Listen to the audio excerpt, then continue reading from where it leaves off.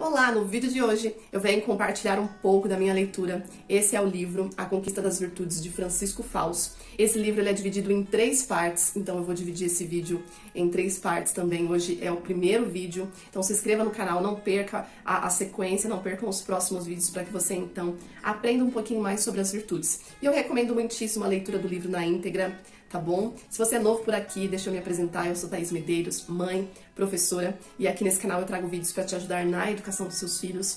Nós temos um grupo de WhatsApp, te convido, aqui na descrição do vídeo tem um link, você clica, vem pro nosso grupo. É um grupo de mães, pais, um grupo para que a gente possa aprendermos juntos sobre como educar bem os nossos filhos, como educar os nossos filhos nas virtudes, como educar os nossos filhos para o céu, de acordo com a nossa fé. Então, te convido, esteja conosco. Vamos então para o conteúdo de hoje. O primeiro capítulo do livro, o autor fala sobre o valor das virtudes. E eu quero começar aproveitando algumas páginas do livro onde o autor nos ajuda a compreender bem o que são as virtudes. Na página 26, o autor coloca que as virtudes são hábitos estáveis. E aí o autor cita o catecismo da Igreja Católica nos mostra o que são as virtudes. E aí ele fala que o catecismo começa dizendo que as virtudes humanas são atitudes firmes, disposições estáveis, perfeições habituais da inteligência e da vontade. Ou seja, que não são tendências instintivas ou espontâneas, como os traços de temperamento, mas devem ser adquiridas com empenho e esforço constante. O autor diz que nós somos os responsáveis pela nossa vida.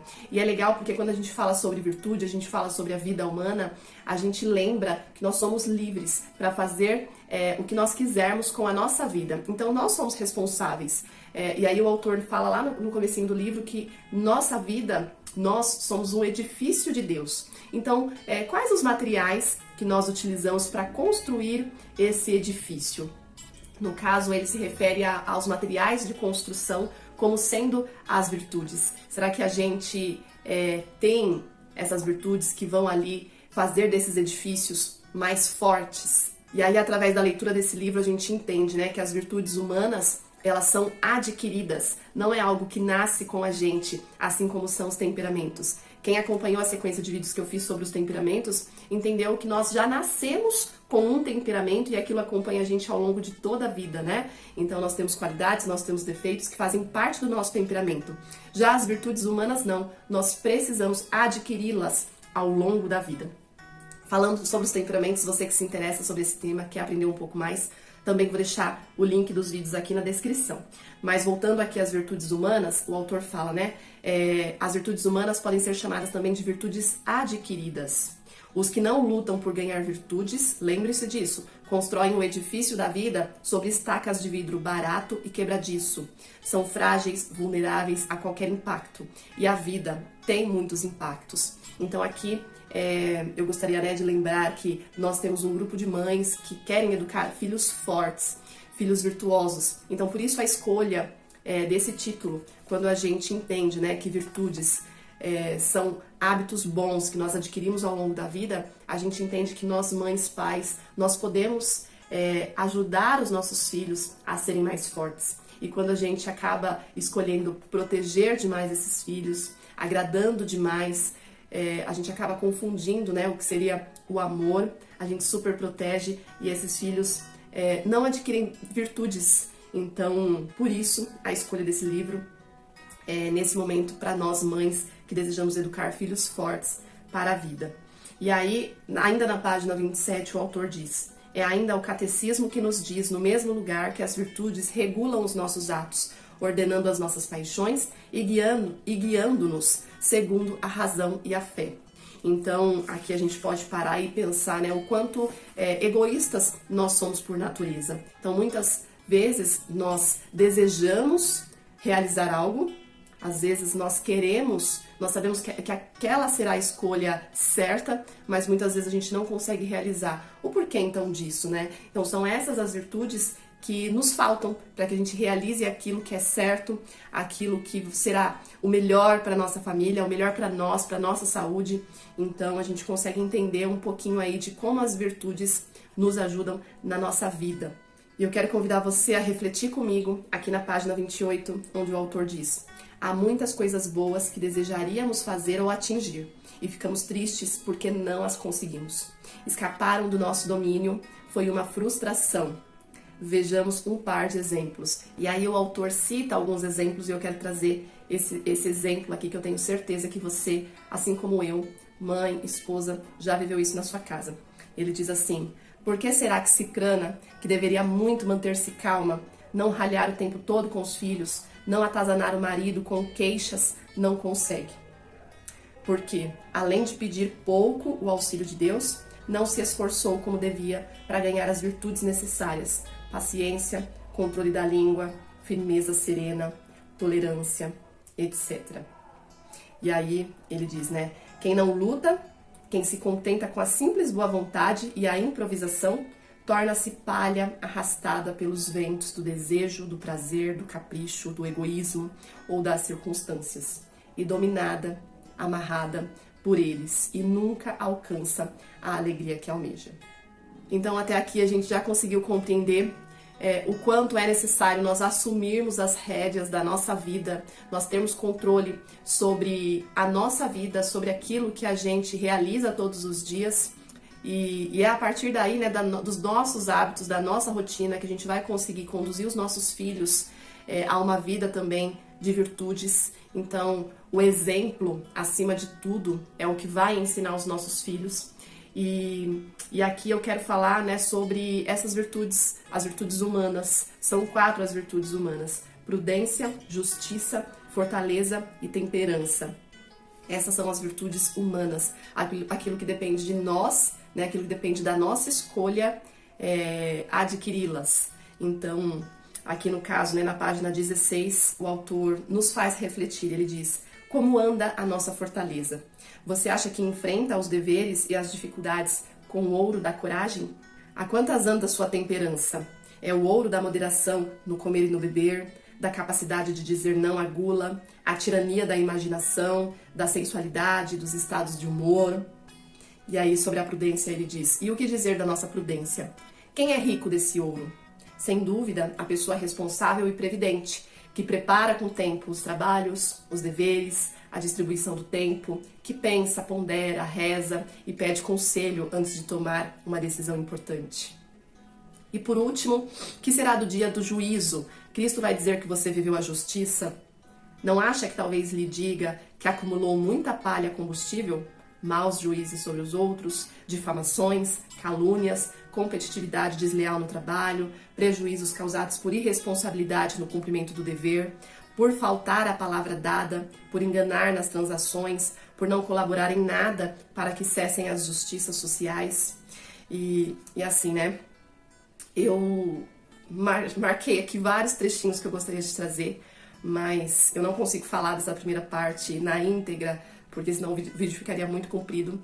Exatamente tudo, todas as páginas aqui valem muito, então por isso que eu aconselho que você faça a leitura na íntegra. Vou deixar o link para você adquirir o livro aqui na descrição. Vale a pena você adquirir, ler esse livro de tempos em tempos. É um estudo, né? Não é apenas uma leitura, é um estudo. Então muitas vezes a gente para pensar, né? Essas 4 virtudes humanas: prudência, justiça, fortaleza e temperança. Dentro de cada uma delas existem alguns hábitos que a gente precisa adquirir para então conseguir realizar, para conseguir adquirir essas virtudes. Muitas vezes a gente até desconhece o significado, porque a gente não ouve falar mais sobre virtudes, infelizmente. Então, é algo que a gente precisa sim correr atrás e adquirir. E aí o autor mesmo diz, né, que, como vê, há muito material de construção a adquirir, que são os bons hábitos, que são as virtudes. Nós temos muito a adquirir e também muito a descartar. Então tem muitos vícios, muitos maus hábitos que nós adquirimos, que nós precisamos abrir mão, que a gente precisa compreender que nós adquirimos aquilo ao longo da vida, que aquilo não nos serve, que aquilo só irá atrapalhar a nossa caminhada, e então descartar esse material que irá atrapalhar para a construção desse edifício de Deus.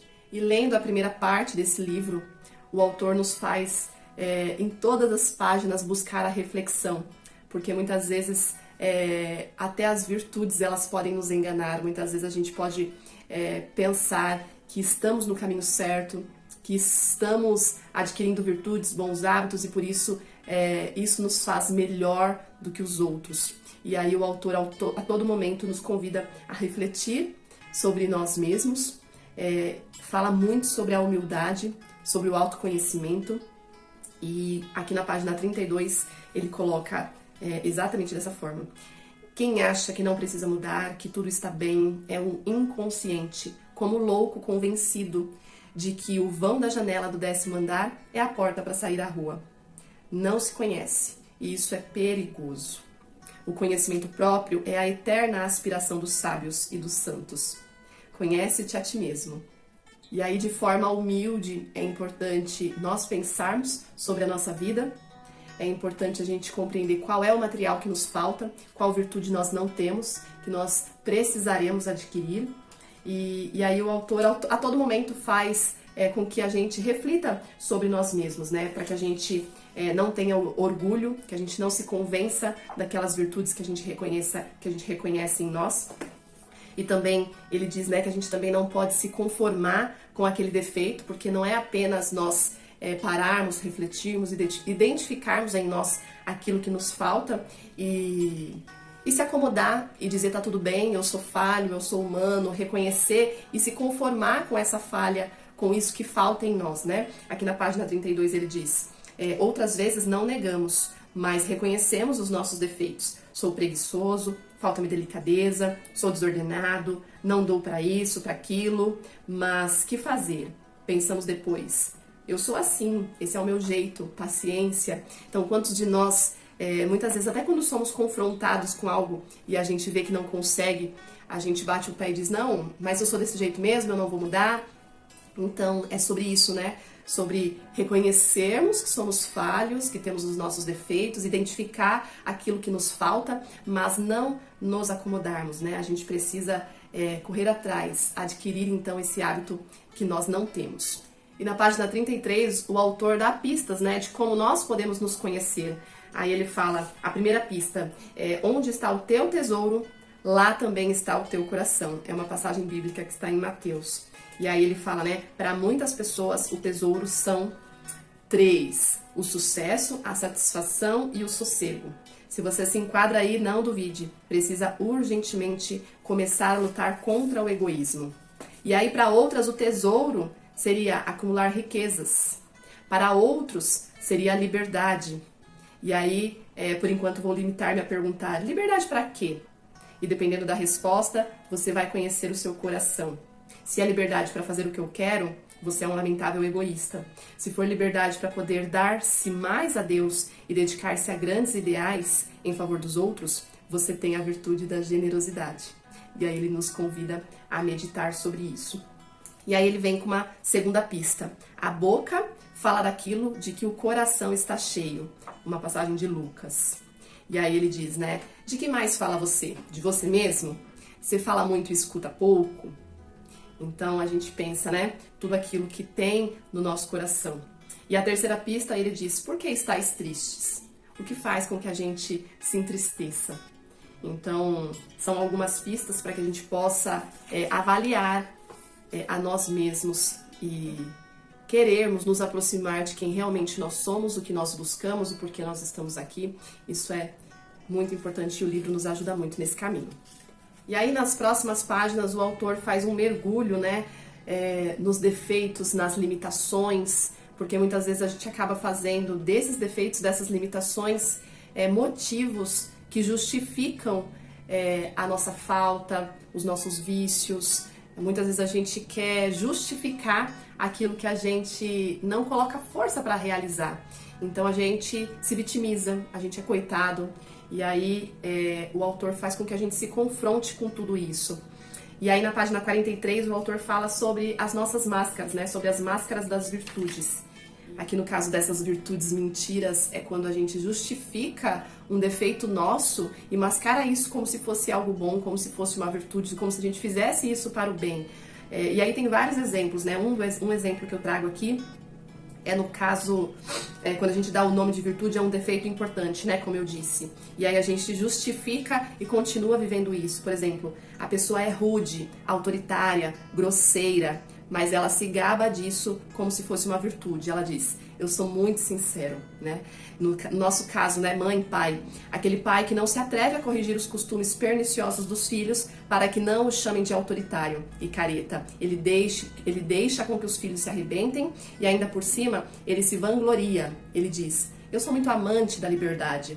E aí ele fala também sobre mentiras diabólicas na página 44 e 45. E algo que chamou muito a atenção, né, uma questão triste que nós vivemos atualmente do aborto, ele traz aqui, né? O aborto que o Santo Papa João Paulo II não se cansava de qualificar como verdadeiro assassinato, recebe o nome lindo de direito da mulher sobre o próprio corpo.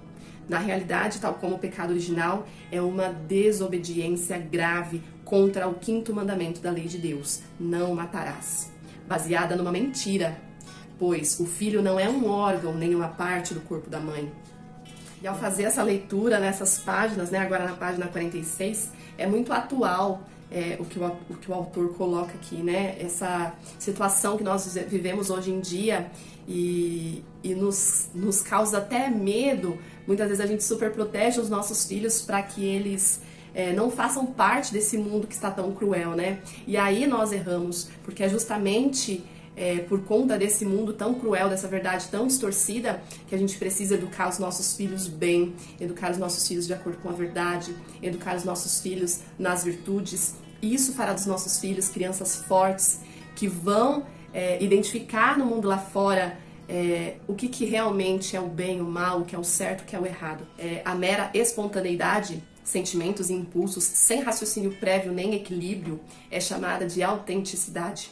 Mas baseados nessa autenticidade, muitos jovens patinam sem rumo pelas pistas das drogas e perdem o norte da vida. A incontinência da gula, do sexo, do álcool, das drogas, chamam de liberdade. E aí ele finaliza, né, esse trecho dizendo que o comum é chamado de normal. Cada vez é mais comum que jovens se embriaguem nas baladas e consumam cocaína. Como isso vai se generalizando, acaba parecendo como normal. De acordo com esse tipo de raciocínio, se continuar crescendo o número de assassinatos de trabalhadores inocentes, deveremos dizer que matar à toa qualquer pessoa é normal. Quero compartilhar aqui também a página 55, que me chamou muita atenção. Aqui a gente consegue compreender um pouquinho mais. Ele fala sobre a bússola do coração, né? Se você pudesse olhar a bússola íntima de muitos homens e mulheres, veria que um grande número de corações tem a agulha magnética apontada para uma estrela de 5 pontas. Meu prazer, meus gostos, meu interesse, minhas vantagens, meu direito de ser feliz. Outros poucos, tomara que aumentem e você seja um deles, apontam para um norte melhor, para outra estrela, que tem as 5 pontas radiantes. Ideal, doação, serviço, meu dever, meu amor.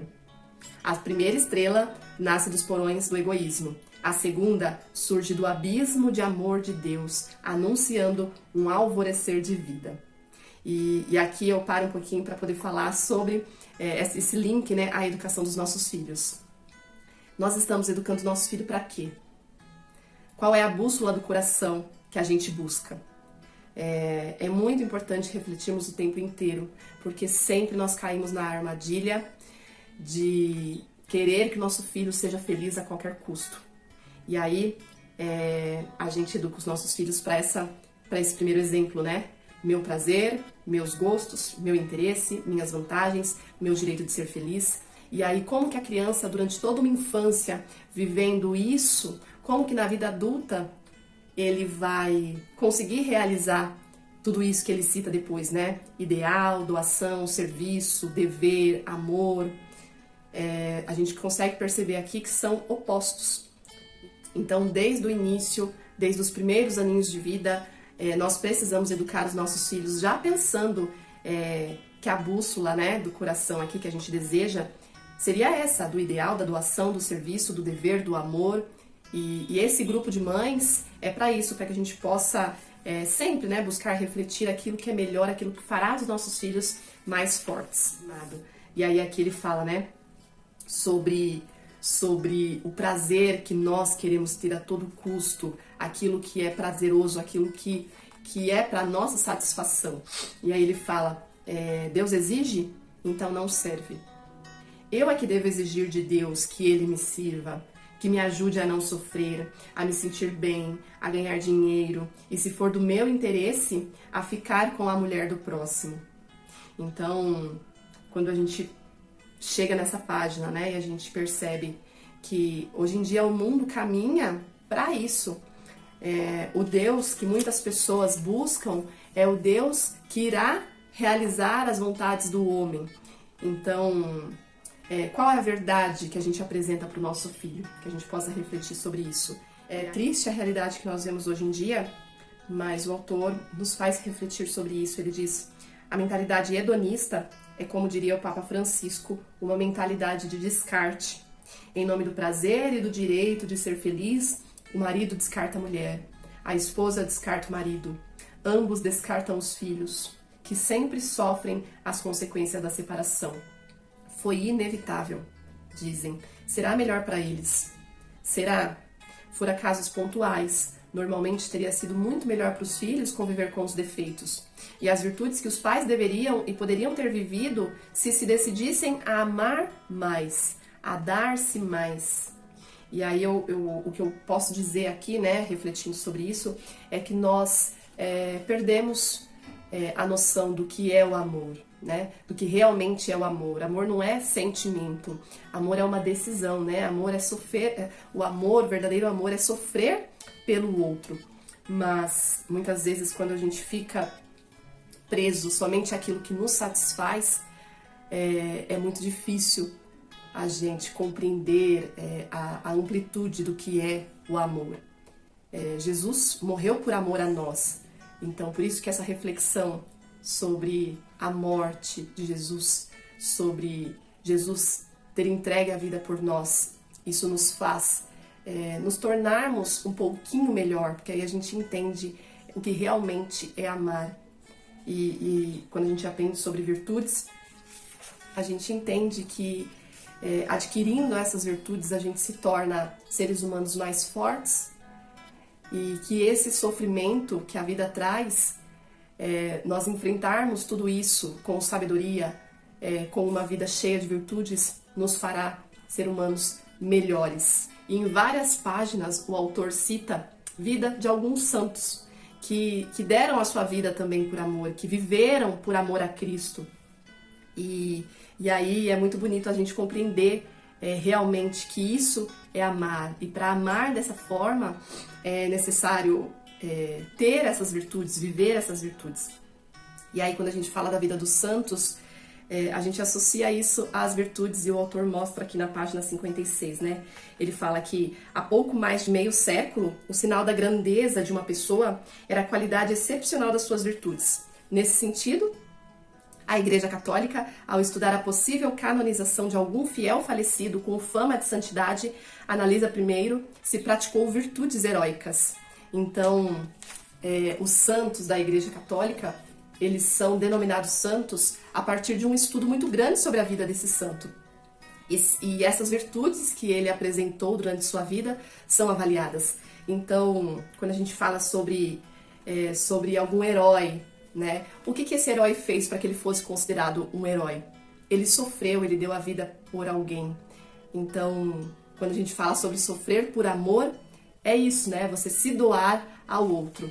E aí isso vai totalmente contra o que a gente falou sobre as satisfações próprias, sobre buscar a nossa realização apenas. E aí, a gente sempre fazendo, né, esse paralelo com a educação dos nossos filhos, se a gente ficar ali a todo tempo satisfazendo os desejos dos nossos filhos, a gente pode, sem desejar, é claro que a gente quer fazer tudo isso por amor também, mas se a gente não permite que ele viva realmente uma vida virtuosa, ele se tornará alguém egoísta, e não é isso que a gente quer dos nossos filhos. E aí, a partir da página 64, o autor fala sobre as virtudes humanas do cristão, fala o quanto é difícil vivermos tudo isso. E aí ele fala, né, sobre o Espírito Santo, sobre a ação de Deus, sobre a graça de Deus para que a gente então consiga viver tudo isso. E é muito bonito aqui quando ele diz, né, quando uma alma se esforça por cultivar as virtudes humanas, o seu coração já está muito perto de Cristo. As virtudes humanas são o fundamento das sobrenaturais. Se o cristão luta por adquirir essas virtudes, a sua alma dispõe-se a receber com eficácia a graça do Espírito Santo. E as boas qualidades humanas ficam reforçadas com as moções que o Paráclito introduz na alma. Então, quando a gente se coloca ali na disposição de tentar, na disposição de sermos alguém melhor, se a gente reconhece que depende apenas de nós e a gente se esforça, o nosso coração ele se aproxima de Deus, da vontade de Deus, e ali na graça de Deus a gente consegue. Então, é muito importante essa intimidade com Deus, as orações, solicitarmos, né, a ajuda do Espírito Santo. Tudo isso fará com que consigamos de uma forma mais tranquila, mais suave. Não é fácil, mas quando a gente se coloca na presença de Deus, tudo fica mais fácil. Eu gostaria aqui de falar muito mais sobre essa primeira parte do livro, mas eu acredito que isso já vai ajudar bastante vocês aí na reflexão, na leitura de vocês. Enfim, espero que vocês tenham gostado. Convido vocês a lerem na íntegra. Deixe aqui nos comentários aquilo que você leu, que chamou sua atenção, algo que talvez eu não tenha citado no vídeo, ou aquilo que eu citei que também chamou muito sua atenção. Deixe o seu like, assim você ajuda, contribui com o crescimento do canal. Muito obrigada por você que ficou até aqui. O vídeo ficou um pouco mais comprido do que o habitual, mas eu acho que valeu muito a pena. Então, em breve, terá o próximo vídeo onde eu falarei sobre a segunda parte do livro. Então acompanhe, se inscreva no canal e não perca os próximos vídeos. Fique com Deus, até mais!